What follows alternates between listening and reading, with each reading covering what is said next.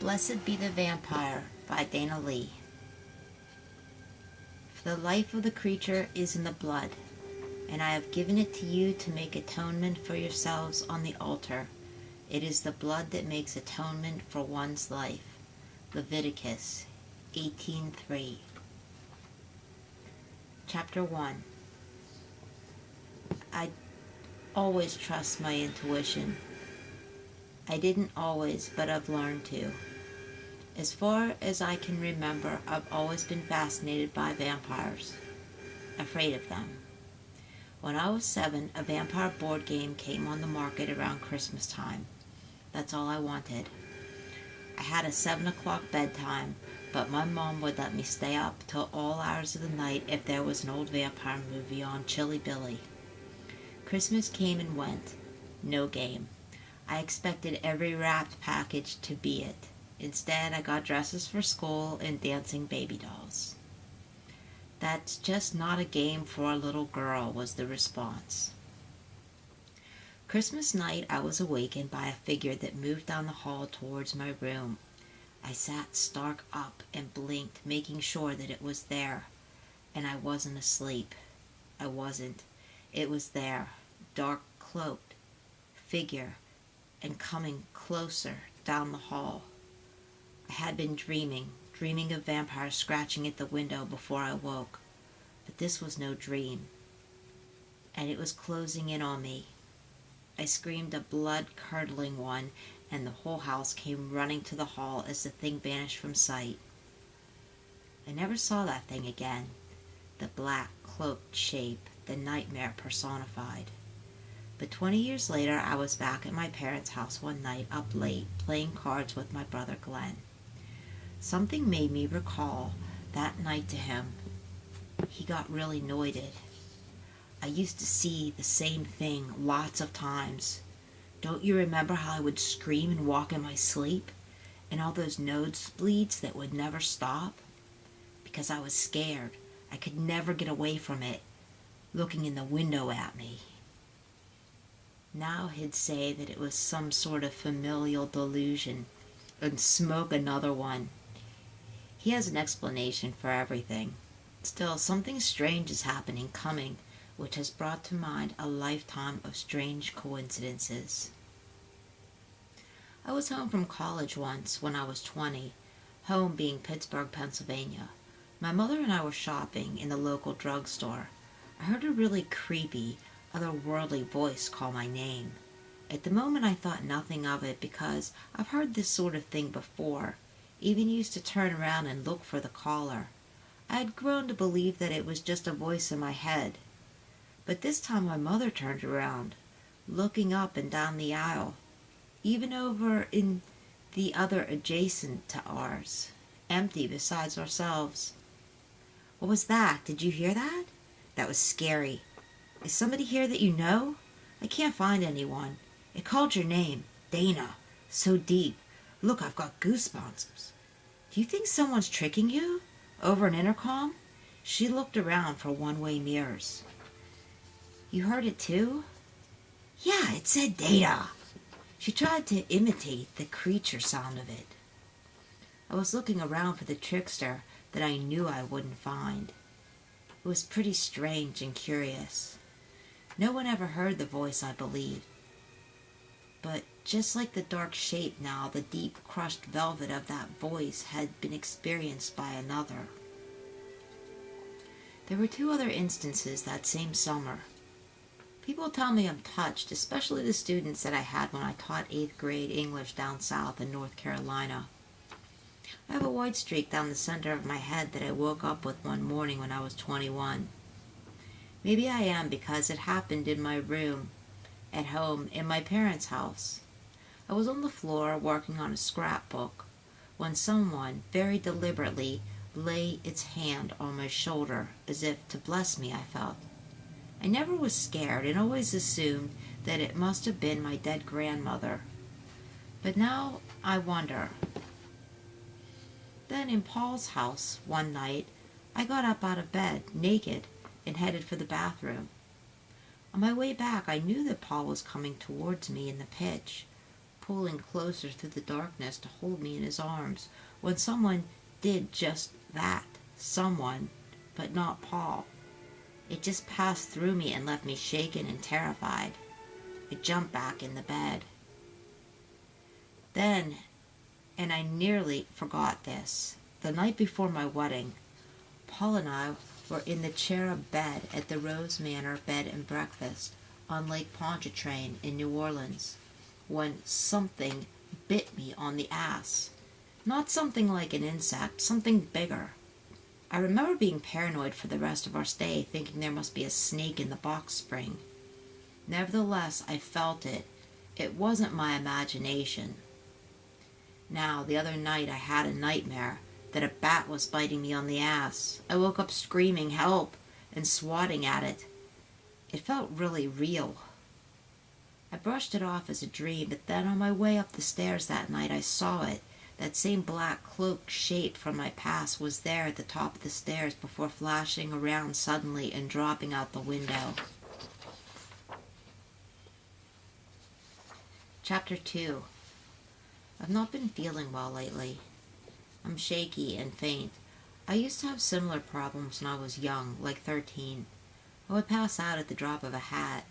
This was a regular occurrence in health class, especially. Our teacher, Mr. Fitzpatrick, would make us watch sick videos like open heart surgery and cataract operations. That's when I'd wake up on the floor with Gus Miller's book bag beneath my head. I've always been anemic like my mother, but iron turns me green and makes me sick, so I try not to make much of it.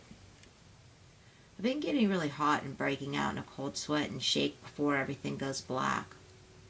I was in the tub last time it happened. I tried to control it. I think that I must have lapsed for hours because I ended up all pruned in an ice-cold tub.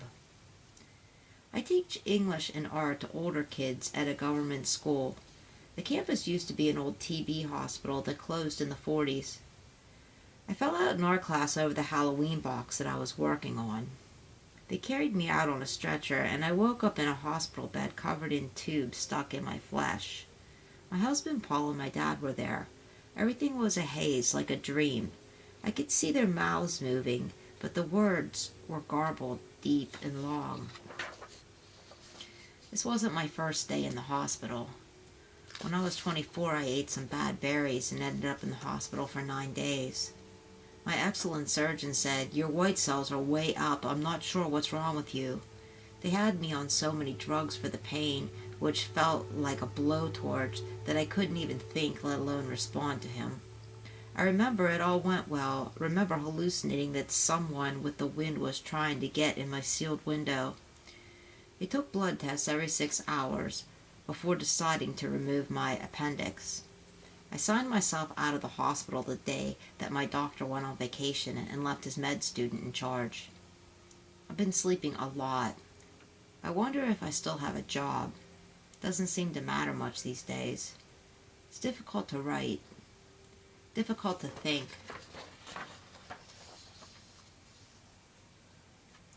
Chapter 3. Time has passed, and a lot has happened since I wrote last. We'll pick up where I left off. Although I don't expect you to believe it, I still don't. My only testimony to truth is that I'm here writing this now.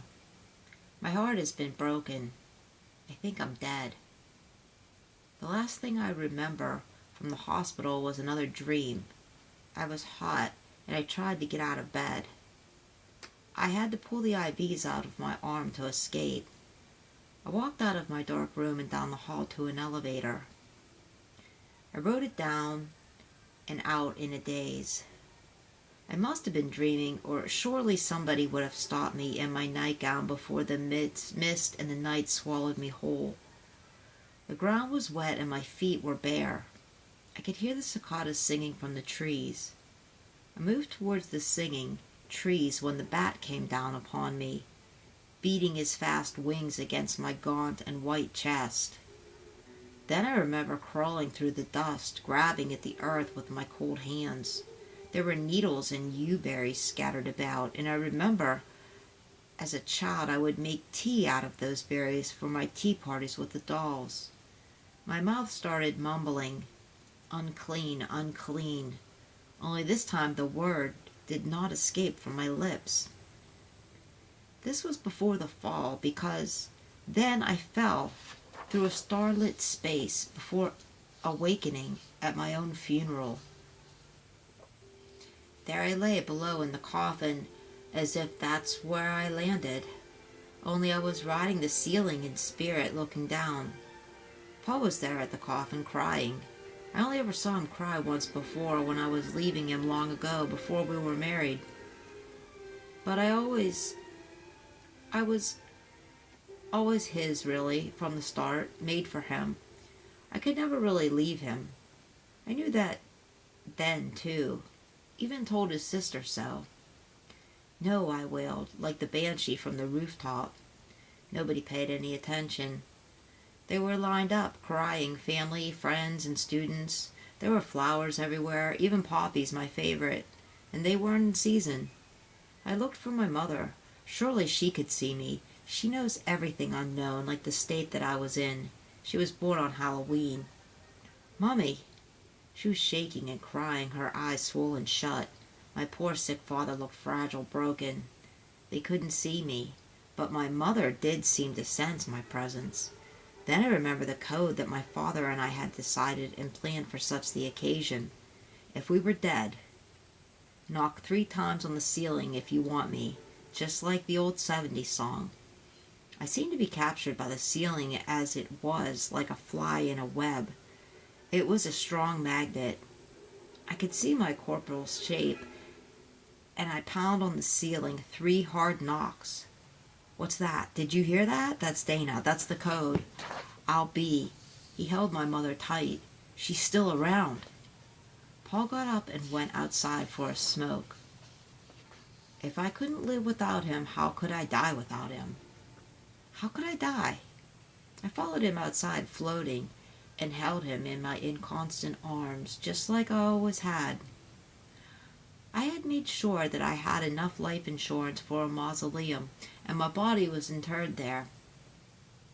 Paul and I used to fight over the idea that I needed a mausoleum enshrouded in ivy like Lucy Westenra, and he wanted cremated and cast in the river. He said that he couldn't be buried in a mausoleum because it would be too cold. I felt betrayed and shunned. Now I was completely alone, like a child in the closet, left to stare down at my closed casket. The place was musty, and the first night passed on. I seemed to be in a state of limbo there for another night, unable to penetrate the cold stone walls, yet unable to rest. But I could witness the sunrise through the slats in the glasswork on the door. I could hear the doves mourning. That's how I knew that it was the 3rd night that he came to me. The twilight had just set in, purple and cool. Then a mist gathered upon the floor, bled in from beneath the tight vaulted door. It crept and twisted, swirling about my coffin, up and up, suffocating my spirit. Then the lid of the coffin burst open with the mist, and the scents of apples and lilacs choked the place, gagging me, spinning, my sylph-like being down, back into my ivory body. It felt like an explosion of smoke and ice. I opened my eyes, my old eyes of green and gold. Bats seemed to fill the place like a pall of wings beating like my restarted heart. The mist seemed to feed them, transform them from the black curtain to a shower of glimmer and gold. The shower took shape, a dark shape, and the same old velvet voice from my past called my name, Dana. This time I wasn't afraid. Perhaps fear leaves with death. I was comforted by an old friend and was no longer alone. Chapter 4. Only this time the cloak had a face, a familiar face. Long dark hair, white skin, and gold glowing eyes that seemed to feed off the night. A smell of orchards, honey, and lilac overpowered the cold stench of earth and the grave. He seemed tall and fluid as he slipped closer with his champagne skin and eyes. I blinked my eyes and tried to sit up, but I couldn't move. I couldn't do much but blink. He was over me in a heartbeat with his sick, sweet breath flooding my hardened face. Then he smiled, a razored grin. He had gleaming teeth, growing tier upon tier, longer and sharper than rose thorns. I was powerless, that is true. He tore into my chest like a worm in an apple. I would have thought that he sucked out my heart, only there was no pain, only some soft sounds and a hum like a remembered fear. Then he lay down upon me, weightlessly, enveloping me in his dark cloak and the peace of deep sleep. I awoke in a dark room. There was one long window hung with thick red velvet curtains. I felt alive again and stretched myself across the deep bed where I lay. I could smell the apples again. I felt the weight of my body and the touch of the warm bed. I was warm, and the terror in my heart was replaced with something new. I sat up and touched my face, ran my hands through my long, tangled hair. Then I felt through my nightgown, from my chest. My pulse, my heartbeat, has always been hard to find, but now it was completely indistinguishable from the tick of the ebony clock that weighed on the red-draped nightstand.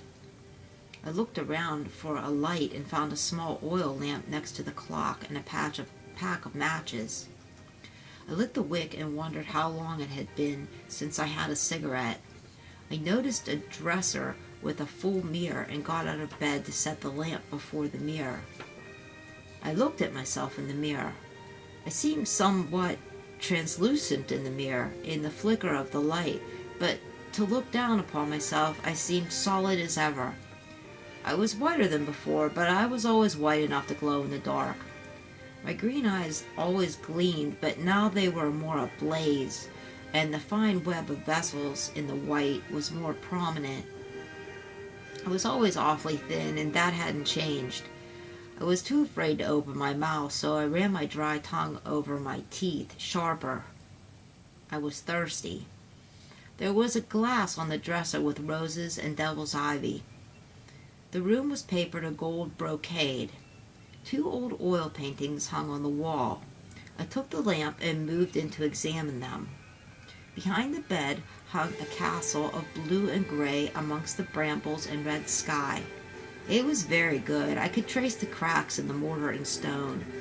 The other took me aback for a moment. She looked just like me, moon-faced, cat-eyed, with long dark hair. She even had the white streak. It started raining, pelting off the window, and I drew back the curtains, revealing a blind of black lace. Pulling it, the thick green glass met my eyes and the dark rain. Oaks lined the city street. The house set back. Looked like Pittsburgh. Looked like home. I went to the door knowing it was locked, which it was. But I wasn't worried. Not like in life. I lay back in the bed, recollecting my worldly worries.